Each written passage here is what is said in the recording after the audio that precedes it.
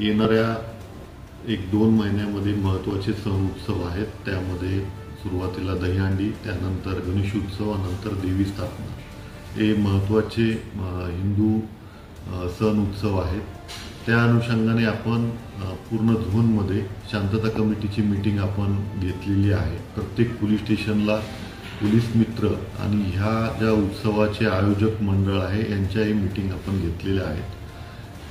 या अगोदरच मान्य न्यायालयाच्या आदेशानुसार डीजे आणि तत्सम जे वाद्य आहेत त्यांच्यावरती बंदी होती, त्याचं इम्प्लिमेंटेशन ह्या वर्षी होणार आहे।